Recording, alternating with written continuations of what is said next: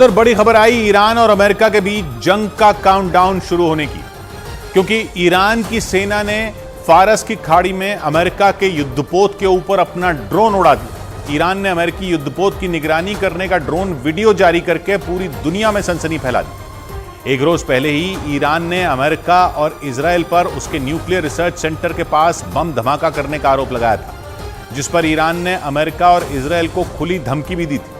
इसके ठीक एक दिन बाद अमेरिकी युद्धपोत के ऊपर ड्रोन उड़ाकर ईरान ने शक्ति प्रदर्शन किया। पश्चिम एशिया में बढ़ते तनाव को देखते हुए अमेरिका ने फारस की खाड़ी में अपनी नौसेना की ताकत बढ़ा दी थी। खतरनाक युद्धपोत और परमाणु पनडुब्बी के साथ उसने अपनी नौसेना के खूंखार स्ट्राइक ग्रुप को तैनात कर दिया था और ईरान के मीडिया के मुताबिक उसकी सेना ने अमेरिकी नौसेना के उसी स्ट्राइक ग्रुप के ऊपर ड्रोन उड़ाकर तहलका मचा दिया, क्योंकि अमेरिका पहले ही साफ कर चुका है कि पश्चिम एशिया में अगर ईरान ने इजराइल की तरफ आंख उठाकर देखा तो उसकी सेना कोहराम मचा देगी। लेकिन इस बार तो ईरान ने सीधे सीधे अमेरिका की गर्दन पर हाथ डाल दिया। ईरान का ड्रोन फारस की खाड़ी में तैनात अमेरिकी युद्धपोत के ऊपर उड़ा और उसका वीडियो बना लिया और उसे सोशल मीडिया प्लेटफॉर्म पर जारी कर दिया। ईरान के मीडिया के मुताबिक उसकी सेना के ड्रोन ने फारस की खाड़ी में स्ट्रेट ऑफ हॉर्मूज से गुजर रहे अमेरिका के युद्धपोत का एक वीडियो बनाया। उस वीडियो में अमेरिकी युद्धपोत पर कई लड़ाकू विमान कतर में खड़े नजर आए। ईरान के ड्रोन ने अमेरिका के युद्धपोत की अलग अलग एंगल से कई तस्वीरें ली। वीडियो को सोशल मीडिया पर जारी करते हुए ईरान की तरफ से चेतावनी दी गई कि स्ट्रेट ऑफ हॉर्मूज से गुजरते वक्त अमेरिका अपने लड़ाकू विमानों को अपने युद्धपोत पर ही रखे, उन्हें उड़ाने की गलती ना करे, जिसका सीधा मतलब यह है कि ईरान ने सुपर पावर अमेरिका को फारस की खाड़ी में अपनी हद में रहने की धमकी दे दी। पश्चिम एशिया में दबदबा बढ़ाने के लिए और इजराइल की मदद करने के लिए अमेरिका ने फारस की खाड़ी में अपनी नौसेना तैनात कर रखी है, जिससे ईरान बुरी तरह भड़का हुआ है और वो अमेरिका को आए दिन पश्चिम एशिया में अपनी मौजूदगी घटाने और फारस की खाड़ी से सेना हटाने की धमकी देता रहता है। आशंका जताई जा रही है कि स्ट्रेट ऑफ हॉर्मूज से गुजर रहे अमेरिका के युद्धपोत का वीडियो बनाने के बाद दोनों देशों के बीच जंग की तलवारें खिंच सकती हैं और माना जा रहा है कि दोनों दुश्मनों के बीच फारस की खाड़ी जंग का मैदान बनेगी। इजराइल और हमास की जंग की वजह से पूरे पश्चिम एशिया में पहले ही हालात विस्फोटक बने हुए हैं। सिर्फ एक चिंगारी पूरे इलाके में जंग की आग भड़का सकती है और स्ट्रेट ऑफ हॉर्मूज में ईरान के कदम के बाद जो ताजा तस्वीर बनती नजर आ रही है, उसे देखकर लग रहा है कि अब तक दूर दूर से लड़ रहे अमेरिका और ईरान खुलकर जंग के मैदान में उतर सकते हैं, क्योंकि स्ट्रेट ऑफ हॉर्मूज फारस की खाड़ी के मुहाने पर है, जो कि ईरान के करीब है। फारस की खाड़ी के आसपास इराक, कुवैत, सऊदी अरब, कतर, बहरीन, संयुक्त अरब अमीरात और ओमान जैसे देश हैं। दुनिया में कच्चे तेल की सप्लाई का लगभग 20% स्ट्रेट ऑफ हॉर्मूज से होकर गुजरता है और ईरान अमेरिका पर दबाव बनाने के लिए बीते 4 साल में उसके कई कमर्शियल जहाज जब्त कर चुका है।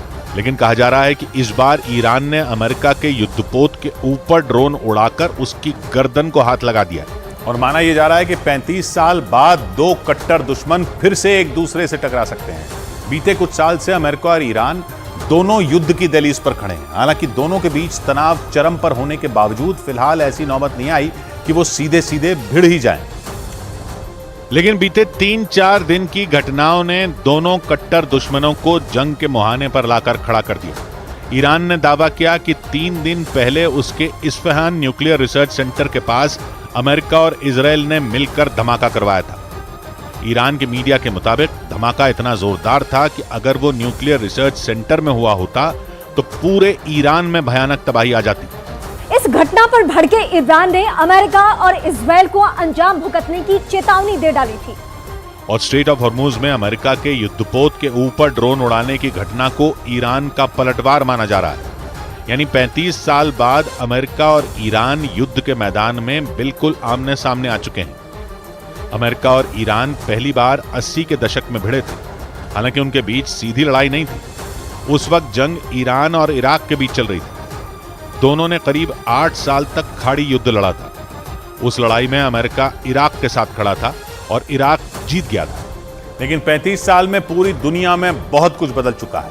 ईरान का कहना है कि आज का ईरान 35 साल पुराना वो ईरान नहीं है जो खाड़ी युद्ध में अमेरिका के हाथों हार गया था। ईरान की सेना ने अमेरिका को चुनौती देते हुए यह कहा कि 80 के दशक के ईरान और आज के ईरान में जमीन आसमान का फर्क है। यानी अगर जंग का सायरन बजा तो ईरान की सेना अमेरिकी फौज को जवाब देने में पीछे नहीं हटेगी। कतर के टीवी चैनल अल जजीरा के मुताबिक अमेरिका जैसे सुपर पावर को चुनौती देने वाली ईरान की सेना के पास आधुनिक हथियारों और शक्तिशाली ड्रोन का ऐसा जखीरा मौजूद है जो किसी भी जंग में बाजी पलट सकता है। अल जजीरा की एक रिपोर्ट के मुताबिक ईरान के पास 541 लड़ाकू विमान और 12 अटैक हेलीकॉप्टर वाली मजबूत एयरफोर्स है, जबकि उसकी नौसेना के बेड़े में 101 जहाज हैं, जिनमें 19 पनडुब्बियां भी शामिल हैं, जो दुश्मन को समंदर में डुबोने का दम रखती हैं। लेकिन सबसे खतरनाक हैं ईरान के ड्रोन, जो जंग के हालात में बेहद कारगर साबित होते हैं। अल जजीरा के मुताबिक ईरान की सेना के पास 300 किलोमीटर से लेकर 2000 किलोमीटर की दूरी तक मार करने वाले ड्रोन मौजूद हैं। यानी ईरान के पास ऐसे हथियार और इतनी ताकतवर सेना मौजूद है जो दुश्मन के छक्के छुड़ा सकती है। लेकिन माना जा रहा है कि पश्चिमी एशिया में अपने दबदबे को कायम रखने के लिए अमेरिका भी युद्ध में कूदने से पीछे नहीं हटेगा।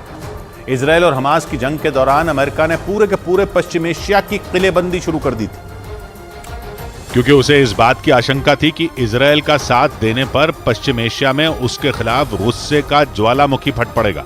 और ऐसा होता भी दिखा, क्योंकि गाजा पर इजरायल के हमलों के दौरान इराक और सीरिया में उसके सैन्य ठिकानों पर हमले तेज हो गए। न्यूज एजेंसी रॉयटर्स के मुताबिक 17 अक्टूबर के बाद इराक और सीरिया में अमेरिकी सैन्य ठिकानों पर 74 से ज्यादा हमले हुए, जिनमें 36 हमले इराक में और 38 हमले सीरिया में अमेरिकी बेस पर हुए। अमेरिका का आरोप है कि पश्चिम एशिया में उसके ठिकानों पर हमले ईरान के इशारे पर हुए, क्योंकि इराक ईरान का न सिर्फ पड़ोसी है बल्कि इराक की सरकार ईरान के काफी करीब भी है। इराक और सीरिया में चरमपंथी लड़ाकों के ऐसे कई गुट सक्रिय हैं जिन्हें ईरान पूरा समर्थन करता है।